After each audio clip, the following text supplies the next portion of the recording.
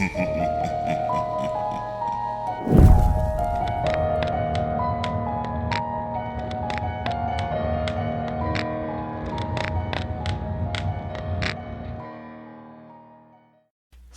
during the night of August 16, 1952, the small town of Ashley, Kansas ceased to exist.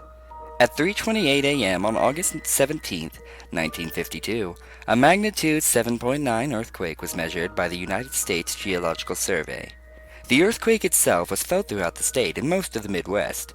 The epicenter was determined to be directly underneath Ashley, Kansas. When state law enforcement arrived at what should have been the outskirts of the farming community, they found only a smoldering, burning fissure in the earth, measuring 1,000 yards in length and approximately 500 yards in width. The depth of the fissure was never determined. After 12 days, the statewide and local search for the missing 679 residents of Ashley, Kansas was called off by the Kansas state government at 9:15 p.m. on the night of August 29, 1952. All 679 residents were assumed to be dead. At 2:27 a.m. on August 30th, 1952, a magnitude 7.5 earthquake was measured by the United States Geological Survey. The epicenter was situated under what used to be the location of Ashley, Kansas. But when law enforcement investigated at 5:32 a.m., they reported that the fissure in the earth had closed. In the 8 days leading up to the disappearance of the town and its 679 residents, bizarre and unexplainable events were reported by dozens of residents in Ashley, Kansas, and law enforcement from the surrounding area. On the evening of August 8, 1952, at 7:13 p.m., a resident by the name of Gabriel Jonathan reported a strange sight in the sky above Ashley. The town itself, having no official branch of law enforcement, called into the police station of the neighboring town of Hayes. Gabriel reported what appeared to be a small black opening in the sky. Within the next 15 minutes, the Hayes police station became overwhelmed with dozens of phone calls, all reporting the same phenomenon. However, the phenomenon was never reported by any of the neighboring communities, and a decision was finally made to send a trooper to Ashley to investigate the matter the following morning.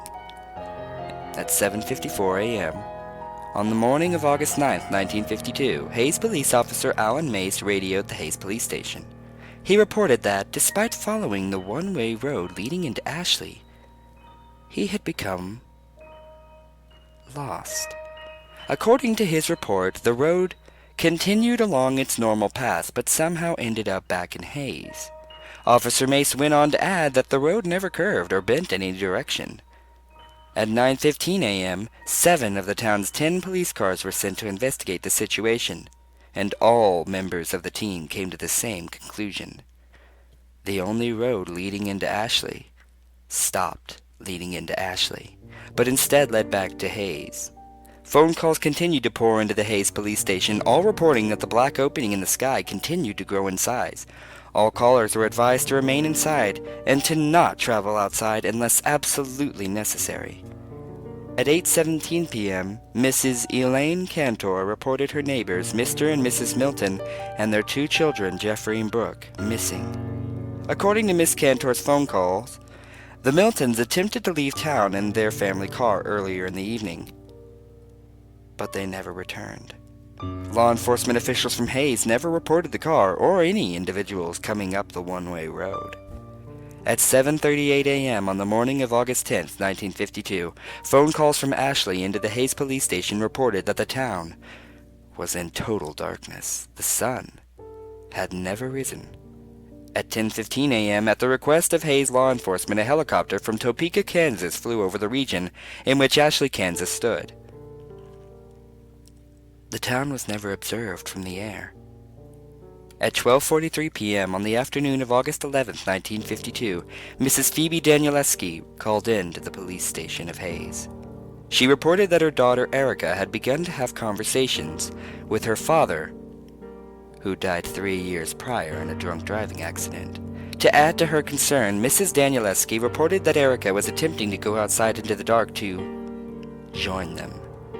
Over the course of the next 12 hours, a reported 329 phone calls were placed into the Hayes police station, all describing similar phenomenon with the children of the town.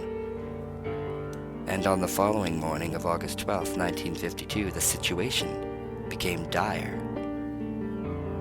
during the middle of the night, all 217 children in the town of Ashley, Kansas, disappeared. A reported 421 phone calls were placed into the Hays Police Department. Unable to be of any useful assistance, Hays law enforcement instructed all callers to remain inside and to avoid any and all attempts at finding the missing children. At 5:19 p.m. on the evening of August 13th, 1952, Ashley elderly man Scott Luntz reported a growing distant fire to the south. According to his description, the fire seemed to turn the distant black into bright red and orange that seemed to extend high into the sky. And throughout the rest of the day, calls continued in, stating that the fire, in addition to moving north, now seemed to come out of the black sky. No fire was ever witnessed by any of the neighboring communities or law enforcement officials. The reports continued until 12:09 a.m. on the morning of August 14th, 1952. The last phone call, placed by a Mr. Benjamin Endicott, reported that the fire in the sky had grown so intense that it began to appear as daytime over the town. The phone call ended abruptly. From the phone call placed by Benjamin Sherman Endicott. Just hold on. Wait. Yeah, I see something. It's to the south. It looks like...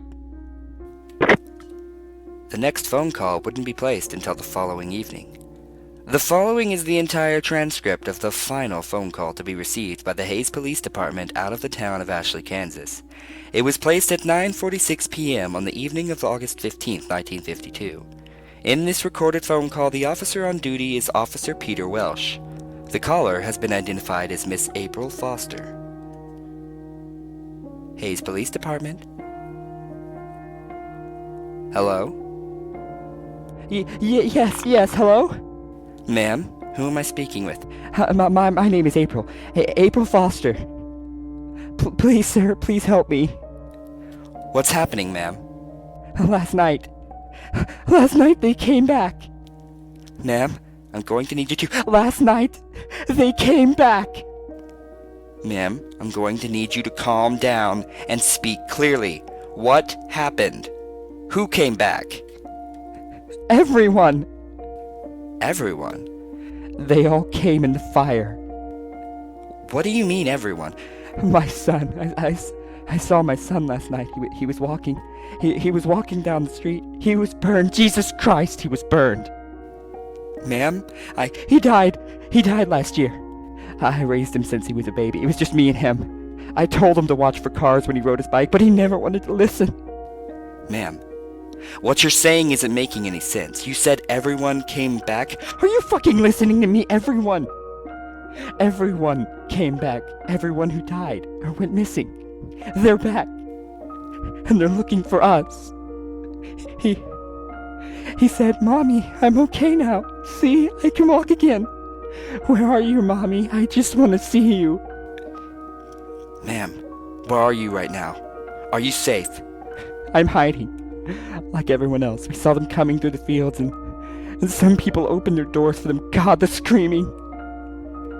I don't know what happened to them, but their houses caught fire and caved in. I have my curtains drawn and I'm hiding in the closet right now and... Ma'am, is everything alright? Are you okay? Ma'am!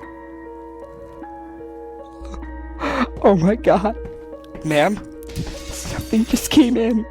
Ma'am, stay as quiet as you possibly can. Do not make a single sound. Mommy? Mommy? He came inside. Stay absolutely still. Do not leave. Mommy? Mommy, where are you hiding? Stay quiet. I found you, Mommy. Ma'am! Ma'am! The following morning, at 6:55 a.m., the law enforcement officials of the Hays Police Department arrived at the location of Ashley, Kansas. A smoldering, burning fissure in the earth was all that remained of it.